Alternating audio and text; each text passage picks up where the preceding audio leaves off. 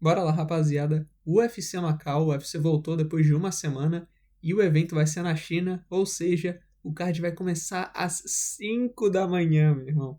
Então vamos começar com a previsão do card, com a primeira luta da noite, Loma Luke Bomb contra Jaqueline Amorim. Eu estou indo na Jaqueline Amorim, provavelmente por finalização, mas eu não garantiria porque é MMA feminino. A Loma Luke Bomb é tailandesa, ela é do Muay Thai, e a fraqueza dela é o grappling, que é o ponto forte da Jaqueline Amorim. Então a Jaqueline Amorim deve conseguir dominar ela no departamento do grappling e possivelmente tirar uma finalização. A próxima luta, Kang Zhu contra Rodrigo Vera. Rodrigo Vera, o terceiro peruano lutando no UFC consecutivamente, e meu palpite é nele só porque os outros dois peruanos que lutaram nos outros eventos ganharam. É só isso aí mesmo, não tem nenhum outro critério. Próxima luta, Angela Hill contra Jin Nanxiong. Essa aqui eu vou estar indo na Angela Hill. O problema desses lutadores chineses é que a maioria deles tem cartel montado, ou eles lutaram em torneio, então por isso o cartel deles é inflado pra caramba. O nível de competição da China não é lá essas coisas. E a Angela Hill, apesar dela ter um cartel quase empatado, ela é uma boa veterana. Só perdeu para bons nomes. Ela é praticamente o Neil Magny do MMA feminino. Tem muitas derrotas, mas muitas das derrotas dela são para nomes bons. E ela para a galera que não é competente o suficiente para entrar no ranking do UFC, que eu acho que é o caso dessa chinesa aí. Então bora lá. Próxima luta. Rei Tsuruya contra Luiz Guruli. Luiz Guruli, que lutou no último evento do UFC, ganhou do Daniel Barez. E agora vai lutar contra o Rei Tsuruya. A questão aqui é o seguinte. O Luiz Guruli provavelmente foi forçado a pegar essa luta porque é a última luta do contrato dele. Ou seja, ele vai ter que ir lá pra China, vai ter que lidar com fuso horário, corte de peso, tudo isso. E o Rei Tsuruya é japonês, tá ali do lado da China, e ele é um bom prospecto. A única derrota dele foi para o Joshua Van. Então eu vou com o Rei Tsuruya nessa. Próxima luta, a Auric Lang contra Cody Haddon. A Auric Lang é veterano do UFC, cartel meio irregular, perdeu pra nomes como Raul Rosa Jr., Iman Zahabi, Cody Durden, e também venceu caras bem meio de tabela, como o Cody Gibson e o Johnny Munoz Jr. Já o Cody Haddon, a prospecto da Austrália, estreou no UFC com vitória sobre o Dan Argueta, mas o UFC não teve muita boa vontade com o cara. Colocaram ele para enfrentar o Alexander Topuria, que é o irmão do Ilia Topuria, e a outra foi contra o Malcolm Elmaker, que também é outro prospecto. Ou seja, você não vai muito com a cara do Haddon. Mas eles colocaram ele para lutar contra o Auric Lang, que é um cara meio de tabela, assim. É uma luta completamente vencível, principalmente se você comparar com os outros dois casamentos que ele teve. Eu vou dar o voto de confiança aqui no Cody Haddon, acho que ele pode vencer o Auric Lang. Próxima luta. Mendigo contra José Henrique. Essa aqui é outra das tônicas. O Mendigo aí tem 35,9 o cartel, só que o cara é chinês e o cartel do cara é montadaço. Contra José Henrique. José Henrique da Nova União, vai ser a estreia dele no UFC, porque as outras 3 lutas dele foram canceladas. É um cara que passou pelo LFA, passou pelo Shoto, lutou em bons eventos aí contra adversários ok. Já o Mendigo, como eu falei, também vai ser a estreia dele no UFC. Ele perdeu a luta dele no Contender Series. E a maioria dos eventos que ele lutou são eventos da China que não são lá muito confiáveis. Por isso eu acho que o José Henrique deve vencer. Próxima luta do peso médio, Luiz Felipe Dias contra Isaac Lee. E aqui, essa é uma daquelas lutas que eu não faço ideia quem vai ganhar. Eu vou dar o voto de confiança no Luiz Felipe Dias só porque ele é brasileiro mesmo. E porque o cenário asiático ele já não é lá, essas coisas. E mais importante, o leste asiático não é conhecido por ter caras muito altos. Então acho que o nível de competição que os caras têm lá deve ser baixíssimo. Só por isso mesmo meu palpite no Luiz Felipe Dias. Próxima luta, Alex Perez contra Sumo Daerge. Finalmente uma luta que eu conheço dos lutadores. Alex Perez, veteranaço do UFC, é um cara que tá no ranking do peso mosca já tem muito tempo, não tá vindo das melhores fases, tá com 3 derrotas nas últimas 5 lutas, porém, o Alex Perez é o famoso caso do perdeu, mas perdeu pra quem? O cara perdeu pro Pantoja, pro Mokaev, pro Tatsuro Taira, pro Alson Mabaev e pro Davidson Figueiredo. E as vitórias deles são pro Matheus Nicolau, que não tá mais no UFC, mas é bom lutador, e que é ninguém mais ninguém menos que o cara que nocauteou o Joshua Van. O único homem a vencer Joshua Van, ok? E o Charles Johnson também venceu o Loner Kavanagh, que é a top 5 do mundo. E o Alex Perez nocauteou ele logo no primeiro round. E o oponente dele é o Sumo Daerge, que é um bom striker, mas também é um cara que tem cartel quase empatado no UFC, 6 vitórias, 4 derrotas. Tá vindo de uma sequência de vitórias, mas é contra strikers. E o Alex Perez é bom em pé, mas também é um bom grappler. E fica a nota que o Sumo Daerge perdeu para o Charles Johnson, que foi nocauteado pelo Alex Perez. Essa aqui eu vou com uma certa confiança no Alex Perez, pode ser que role uma finalização, porque o Sumo Daerge tem 0 de chão. Próxima luta, no peso meio médio, Jake Matthews contra Carlston Harris, do Moçambique. Jake Matthews é um veteranaço do UFC, o cara é novo, tem 31 anos, mas está no UFC desde 2014, ou seja, o cara tem 12 anos de empresa. Tem um cartel sólido, 15 vitórias, 8 derrotas no UFC, mas perdeu para uns caras bons. Perdeu pro Neil Magny, o pessoal vive zoando o Neil Magny, mas ele é um lutador muito competente, é o cara que só perde pra galera que vai ficar no ranking por um tempo. Ele também perdeu pro Michael Morales, que tá na boca de disputar o cinturão, e pro Sean Brady. E a vitória mais notável do Jake Matthews é o Li Jigliang, em 2018, o que já faz um tempo. Mas desde então ele tem vencido uma galera aí do meio de tabela.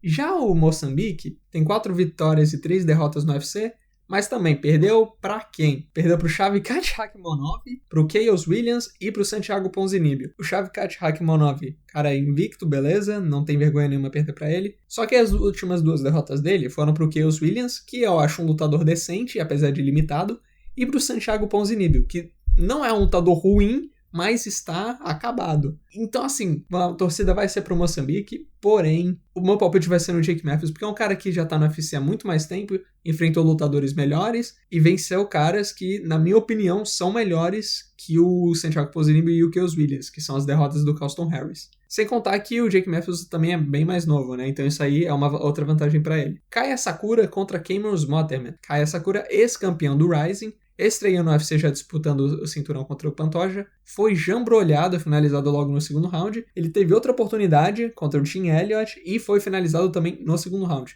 Porém, essas lutas foram no peso mosca. E posso estar enganado, mas acho que essas foram as 2 únicas lutas da carreira dele que foram no peso mosca. Se não, só lutou no peso mosca muito no início da carreira dele.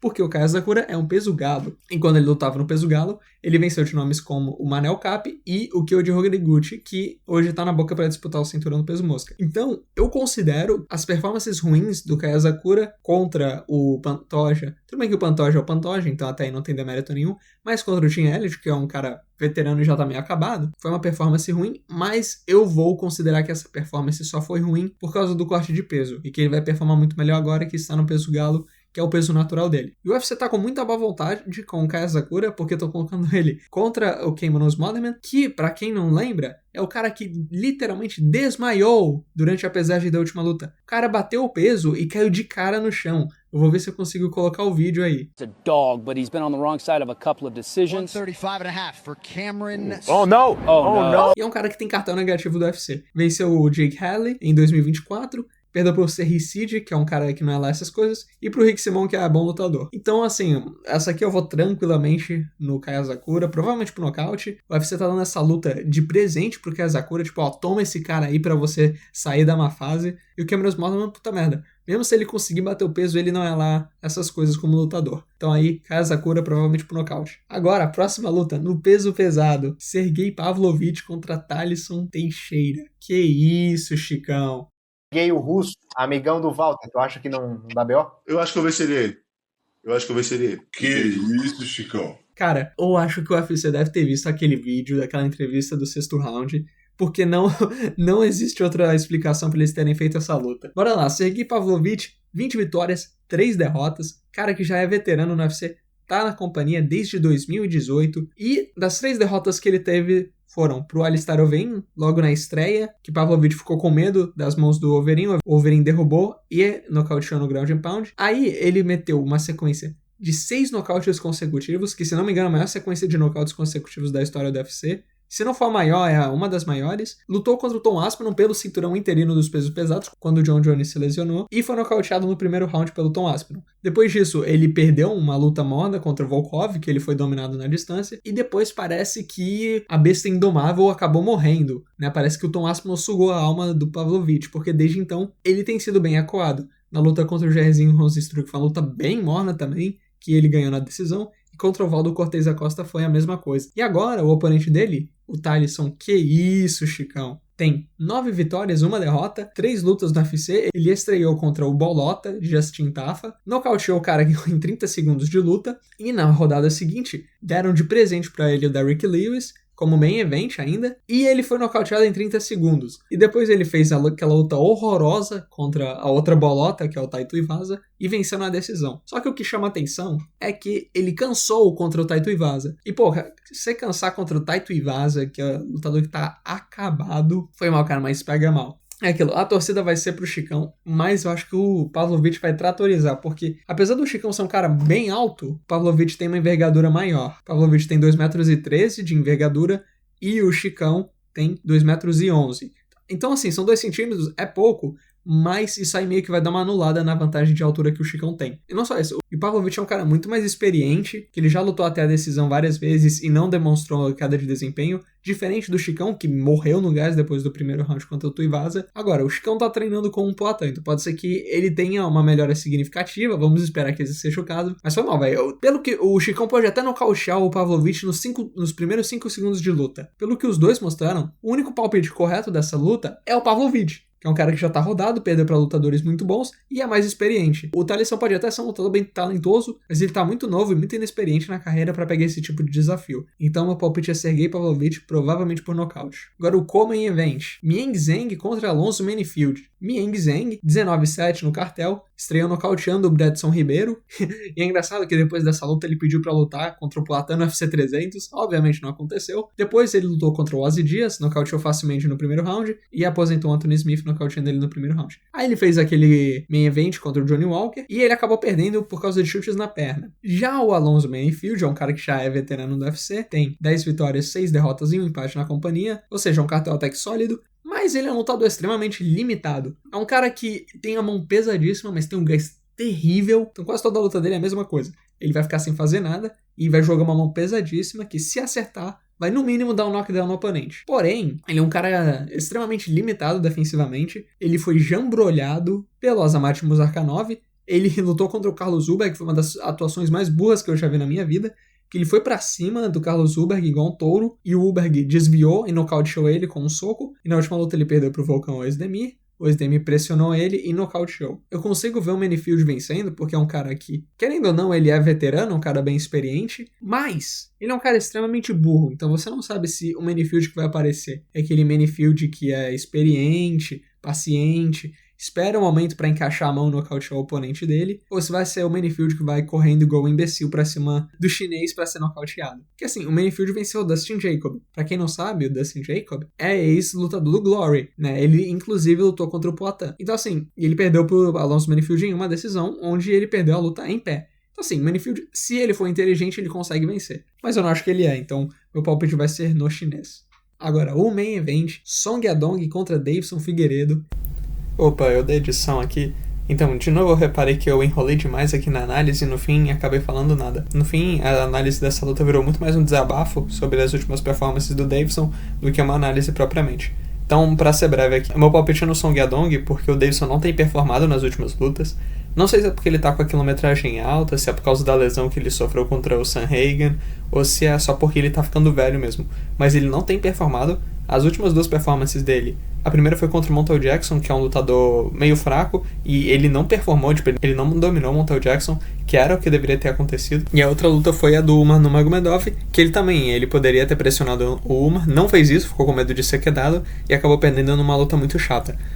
Eu vou deixar ali o meu desabafo, mas enfim, meu palpite é esse. Meu palpite é o Song Yadong, provavelmente por decisão. E rapaz, as odds pra essa luta, o Deiveson tá pagando 5-1. 5-1. R$1 que você aposta no cara, você ganha 5. Se tu aposta 100 conto nele, você ganha 500. E aí vocês devem estar achando que eu vou falar que essa odd é um absurdo, que o Deiveson é muito melhor lutador que o Song Yadong, que isso é um desrespeito com ele. E, de fato, eu acho que o Deiveson é um lutador muito melhor que o Song Yadong. Mas, se a gente for ver retrospecto recente do Deiveson, ele tem deixado a desejar. Desde que ele subiu no peso galo, ele tá com 4 vitórias e 3 derrotas. Quando ele subiu, ele conseguiu encaixar uma sequência boa, venceu o Rob Font na estreia, depois finalizou o Cody Garbrandt e venceu o Marlon Vera. Inclusive, ele foi o primeiro cara, e acho que até hoje ele é o único que deu um knockdown no Marlon Vera no UFC. Beleza. Aí, colocaram ele contra o Petr pra fazer o main event de Fight Night. Ele foi derrotado, até aí beleza, o Petr é atualmente campeão do mundo. E na luta seguinte ele perdeu pro Corey Sanhagen por causa de uma lesão no joelho. Até aí beleza, porque esses são lutadores excelentes, né? Petr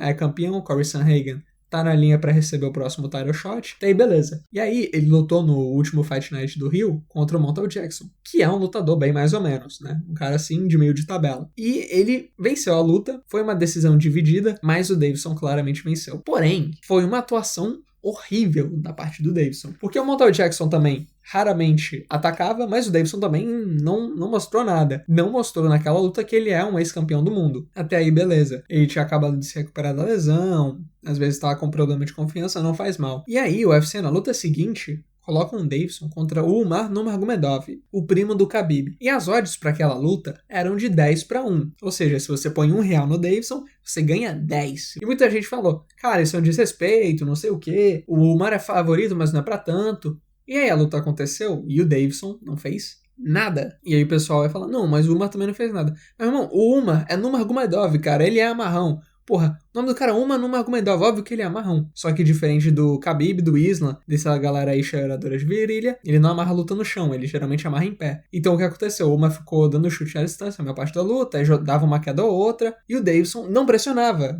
O problema foi esse, o Davidson, não é que ele foi dominado pelo Umar, ele não lutou. Ele não foi agressivo, não tentou nocautear o Umar, até porque nos poucos momentos que ele foi pra cima, o Umar ficou com medo. Ele acertou bons golpes no Umar, mas no fim ele não fez o suficiente pra ganhar a luta. Então assim, no papel, de fato, eu concordo que a odd de 10-1 contra o Umar era um absurdo. Eu concordo que a odd dessa luta de 5-1 é um absurdo. O Davidson, no papel, é um lutador muito melhor que o Song Yadong. O Song Yadong é o cara que, beleza, tem estado no topo do UFC, mas, no papel, o Davidson é muito melhor que o Song Yadong. O Song Yadong é bom lutador. Se você vai ver as vitórias dele, venceu o Cerrudo. Tudo bem que teve aquele dedo no olho, mas ele inevitavelmente iria vencer o Cerrudo. Chris Gutierrez, que é um cara ok. Rick Simon é bom lutador. Marlon Moraes também é bom. Ele é um veterano e já venceu bons nomes. E a galera que ele perdeu geralmente são os melhores da categoria, né? É o Petr Yan, o Corey Sandhagen, que também venceu um Davidson, o Sean O'Malley, que é um striker, e foi uma luta bem disputada. Só que o que o Davidson já mostrou e o que o Song Yadong já mostraram, né, o Davidson deveria ser melhor. Só que baseado nas últimas performances do Davidson, é impossível não ir no Song Yadong. Infelizmente é isso, cara. Eu acho que o Song Yadong vai vencer simplesmente porque o Davidson não entregou nas duas últimas lutas dele. E eu acho que a galera que tá apostando aí nas casas de apostas tá se baseando nisso. Tipo, tá, beleza, o cara é ex-campeão, mas ele tem entregue? Não tem entregue. Ele pegou um cara da rabeira do ranking, que é o Montel Jackson, e fez uma luta morna e, assim, competitiva até. Ele claramente ganhou, mas não foi uma passada de carro. Eu quero que o Davidson vença, mas, sei lá, cara, ele tá meio acabado. Ele não tem performado tão bem assim no peso galo. Até a luta que ele venceu contra o Cody Garbrandt. Você vê o primeiro round, ele tá meio esquisito, o Garbrandt tá mais rápido, e o Garbrandt é outro que tá acabadaço. Então assim, infelizmente, eu vou no Song Yadong pra vencer essa luta. Provavelmente uma decisão, acho que não rola nocaute, mas é esse o meu palpite. Oi, eu da edição de novo. Antes de eu encerrar o vídeo, eu só queria perguntar aí se vocês preferem que a análise seja mais longa, como foi esse finalzinho aí, que eu só fiquei desabafando, ou se vocês querem que seja uma parada mais curta aí mesmo, só pra eu saber e eu não perder meu tempo editando 30 minutos de arquivo bruto.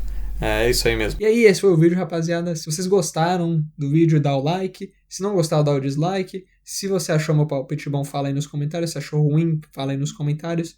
E vejo vocês na próxima. Valeu, falou.